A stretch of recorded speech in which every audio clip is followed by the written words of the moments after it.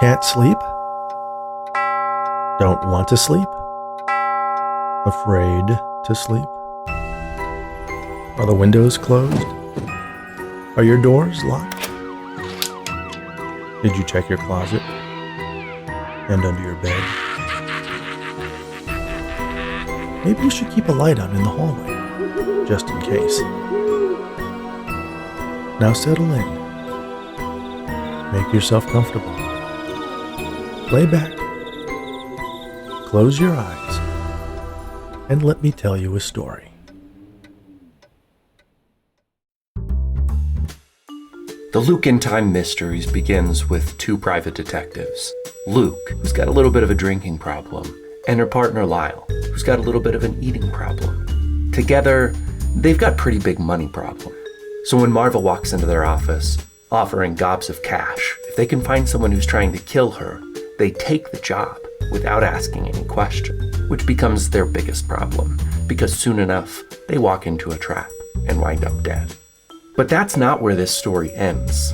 In fact, it's just the setup, because they go back to the moment where they first met Marva, and until Luke and Lyle can solve Marva's mystery, they keep dying over and over again. If this book sounds like something you'd enjoy, check the links in the show notes to learn more. You can find out more about the 9 lives of Marva DeLonghi and the Luke in Time Mysteries at jodyjsperling.com. Have you ever seen a man on a busy street corner, or perhaps on the side of a highway, maybe in the crowd at a stadium, holding up a sign saying, "The end is nigh"? You might assume he's crazy, but what if he's not? What if the end of days is just around the corner, waiting for that final sign, something innocuous, the last piece of a hidden puzzle dropping into place? Perhaps it's as simple as an unlikely baseball team winning the World Series. In the Garden of End Times by Jody J. Sperling. Jesus finished the beetle picking early and went to a village in rural Kent for a beer. What she really looked forward to was the day of restoration, when she could drink wine again.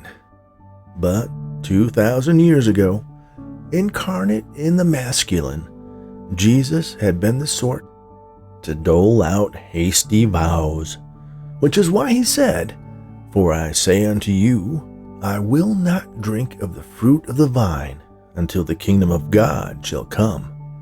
And promises are promises. The normal retinue of tag-alongs were in attendance, and sitting on a high stool, Jesus was trying to ignore a rabbi's doctrinal barrage of questions on account of the television, tuned to ESPN. The ticker at the bottom of the screen showed the Chicago Cubs had lost again. Anywhere her father plants his gardens, from the South Bronx to Macassar, Jesus hunts for Cub scores, because this is all her father has told her regarding his timeline for the restoration. "You will know the time is near when the Cubs win the World Series 3 times. Which, think about it, for nearly 1,900 years, that reference meant less than nothing. And so for the past 120, give or take, the very existence of baseball has been a good indicator of final things astir. What a tease, then, is the father. Chicago put 2 series in the bag, back to back, in the early part of the 20th century. And Jesus was picking out fashionable summer robes for her return to Jerusalem. But hold the rod and staff, the Cubbies hadn't gone all the way since 1908, which, yes, to Jesus, is the blink of an eye. But even blinking is longer than not blinking. Contemplating the Cubs' recent loss, Jesus ordered a honey wheat lager, and while waiting for her drink, let her hair down, shaking the thick mop of brown curls. A few stools down, a young woman about the age of Jesus' body looked on. The woman said, "Excuse me, Is this rabbi bothering you? It's not the rabbi per se, nor though is it the work Jesus resents. Not the weather, not even the ferociously ticklish business of incarnation, that taking on of skin and bones from the sexless, timeless paradise that is home. It's the assumptions, how all the rabbis and priests and pastors and clerics and cardinals and chazzans and elders and deacons and zaddiks who gather at her father's gardens argue their case. Seems, if one's to listen to all that those religious folks go on, most anybody could do a better job of things than Jesus and her pops, and the fickle Holy Spirit. Too hard to explain any of that. Jesus said, "Yes," and cast a glare at the rabbi. "But I don't need any help, if that's what you're asking." "Hey, pal," the woman said to the rabbi, "leave the lady alone." "I said I didn't need any help," Jesus said. She fixed her gaze on the row of liquor bottles beneath the mirror that ran the length of the bar. "I'm man enough to handle my own problems." "What did you say?" "I'm man enough to handle my own problems." The woman looked Jesus up and down, lingering on her bust, and laughed. "Wonders never cease." She straightened the heavy-framed glasses on her face and said, "There's nothing wrong with being a strong woman." Jesus said, "There are no strong women, only women and men." "Jesus effing Christ!" "That's me, the Alpha and the Omega. Not so much the middle part, though." Heavy Frames narrowed her eyes and tilted her head. "Just Jesus Christ. I don't have a middle name, and if I did, it certainly wouldn't be effing." "Okay, I'm sorry. You're clearly insane. It's not worth trying to disabuse you of your sexism," Heavy Frame said. "It's sad that we live in a world where even women buy into the idea that only men can be strong."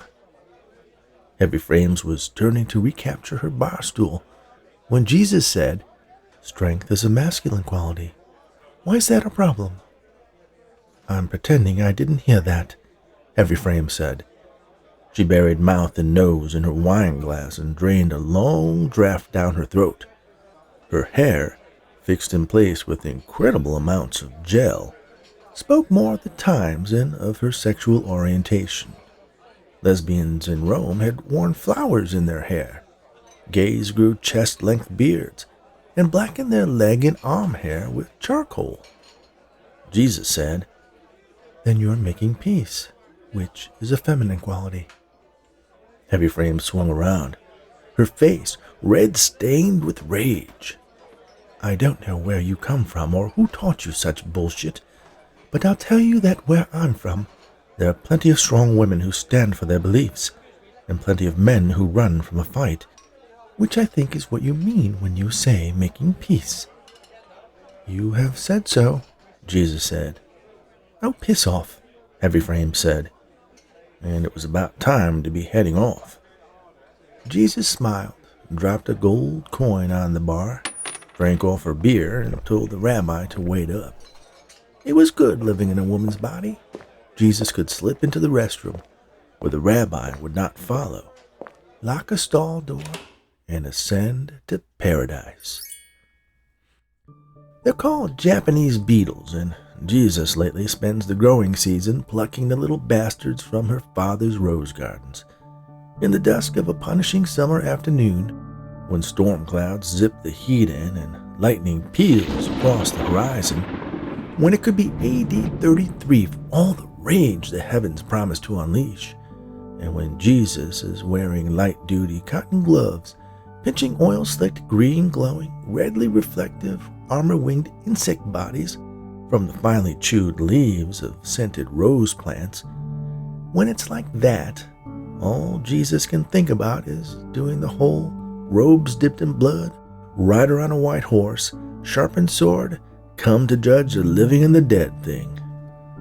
It started back in the year 2000, when Japanese beetles were still a problem only the Japanese dealt with.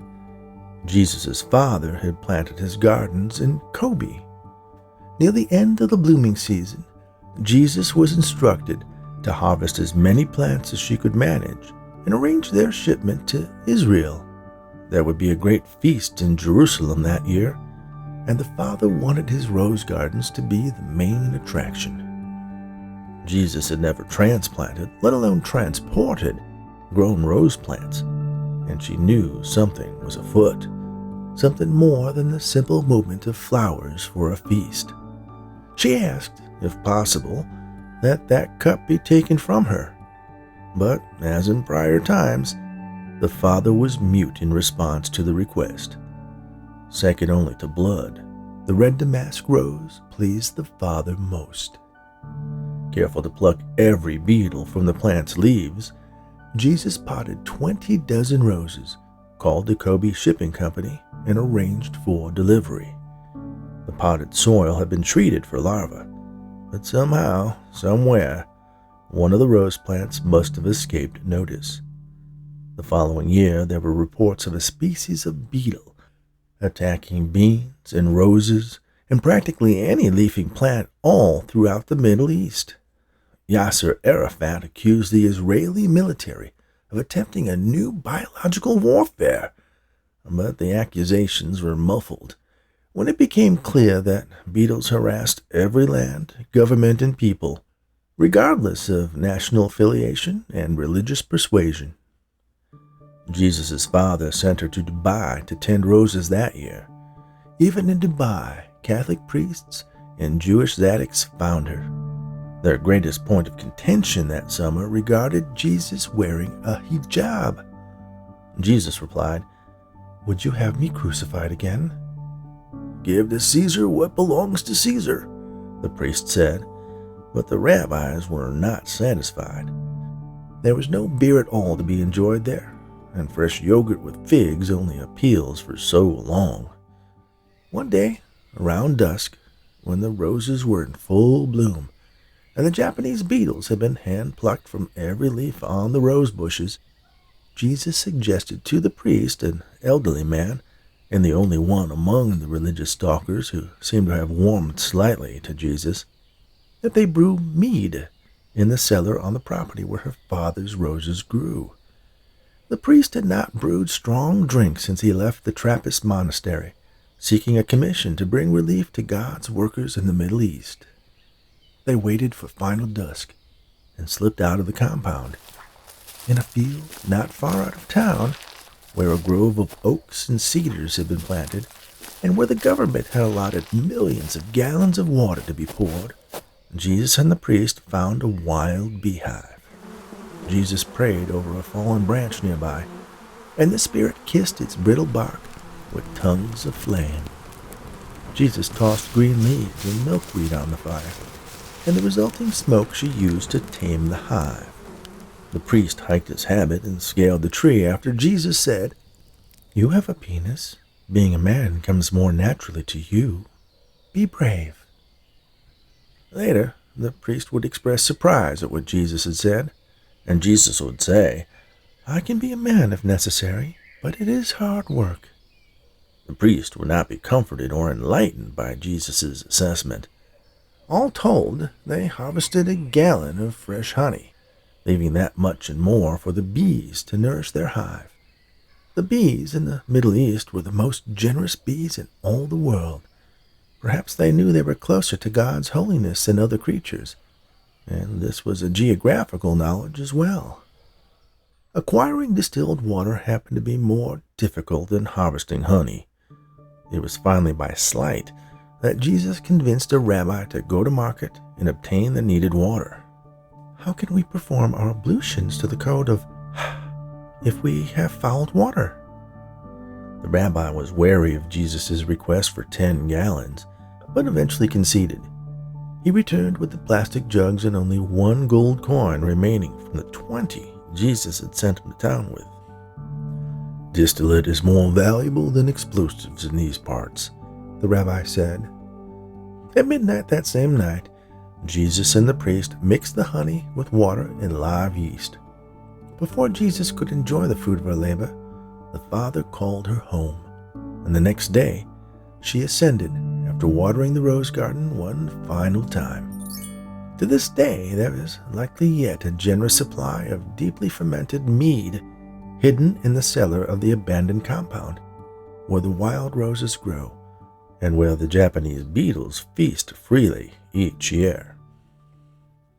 In the summer of the 16th year of the 21st century, the father planted his garden in Omaha, Nebraska. Jesus was tempted to question the location, what with the prairie expanse and the negligible population. Jesus had spent her share of summers in humid climates, enough to know she favored desert climes. The father said, "Were you not born in Nazareth?" It was true. Somewhere in the center of the Godhead, there was favor shown to the insignificant places. Jesus was somewhat familiar with postmodern Western culture, having spent the previous summer in the English countryside, where she had met heavy frames and drank beer with a rabbi, a priest, and a tzaddik. But Omaha, from all the news Jesus had read, was not only the opposite of a destination getaway, but a vestige, an outlier, of the American Bible-Belt community. Jesus materialized in a field of corn. Why was she always dressed in white robes? It would have been no trouble for the father to spend 5 minutes online researching current fashions, but always robes. At least the cornfield appeared to be in the middle of the city. Jesus came out of the stalks onto a straight road. She followed it to an intersection, 132nd and Dodge, and spotted a glowing sign that read, "Hy-Vee."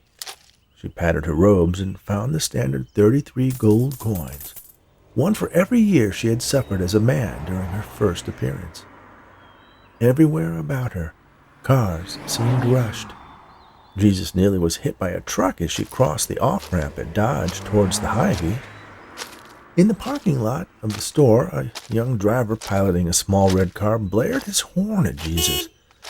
Near the entrance, 2 young girls pointed and laughed at that freak in the robes.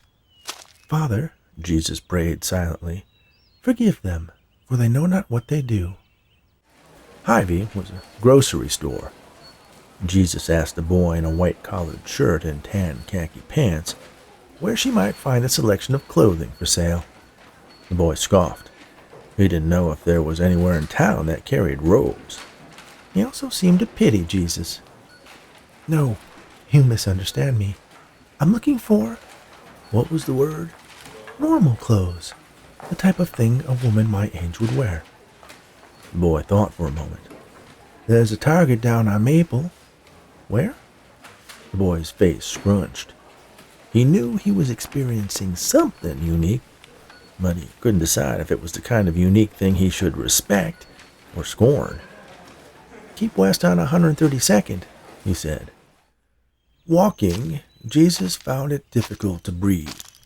The air, so full of moisture, caused her to wrestle for every lungsful. She arrived at Target panting and painted with sweat.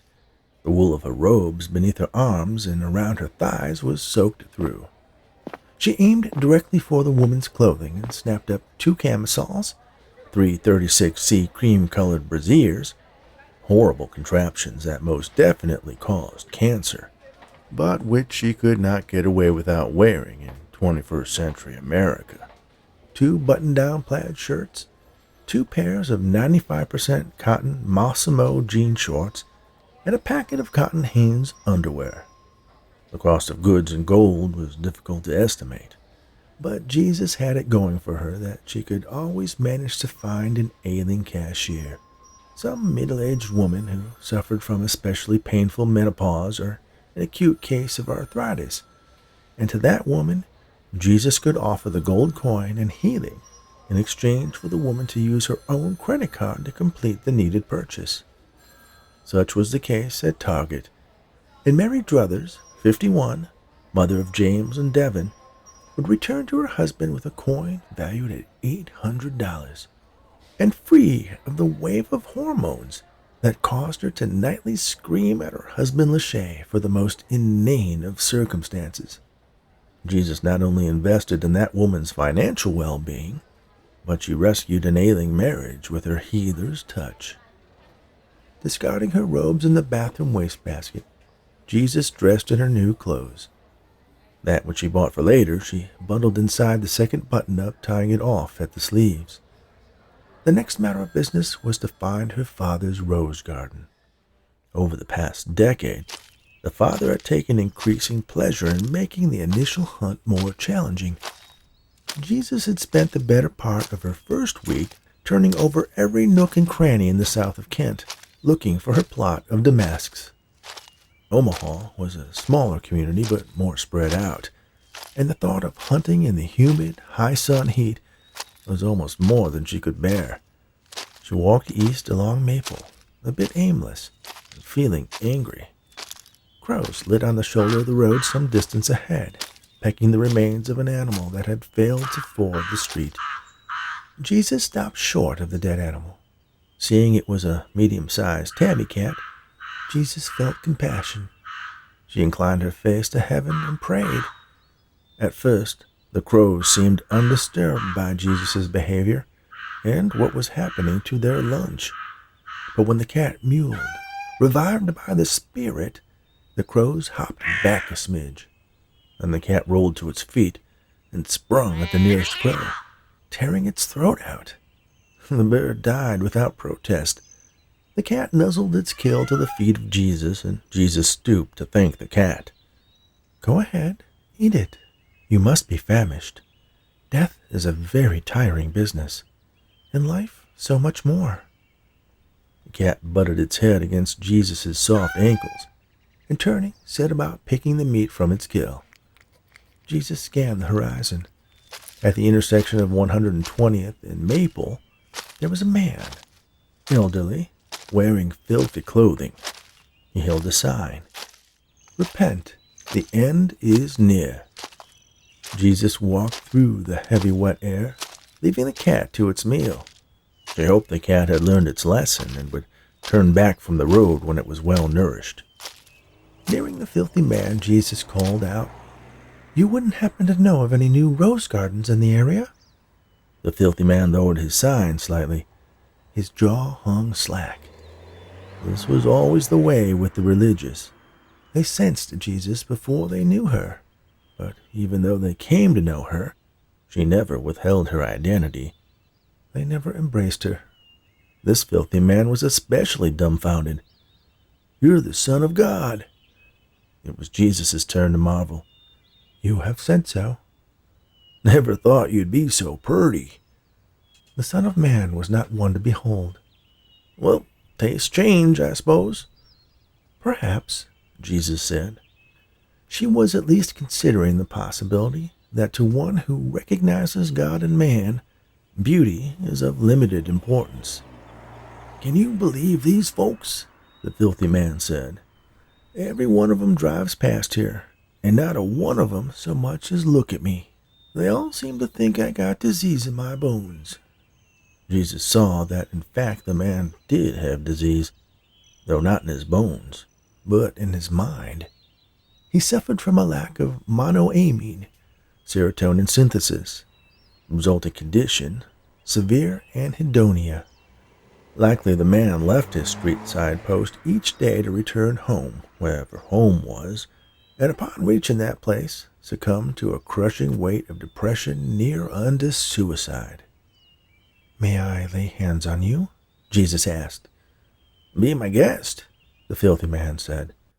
"Ain't been touched by no hands in longer'n I can remember." Jesus did, and she drew the sick from him. The filthy man's eyes brightened, and with the light there, he seemed not half so foul. "A mighty kindness," the man said.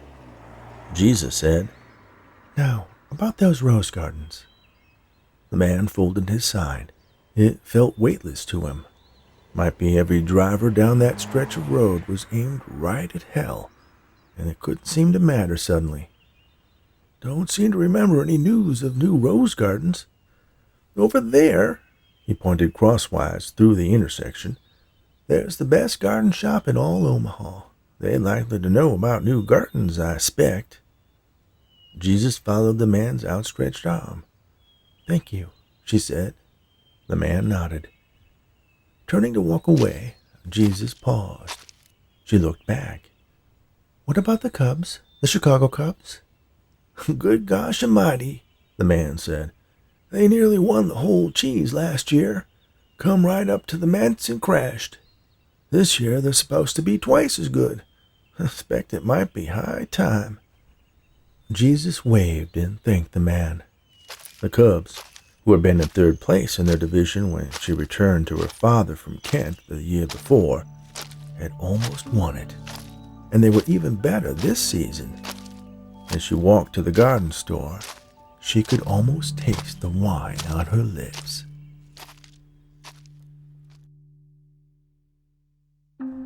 Thank you for listening to In the Garden of End Times by Jody J. Sperling. This story was originally published in Moth magazine.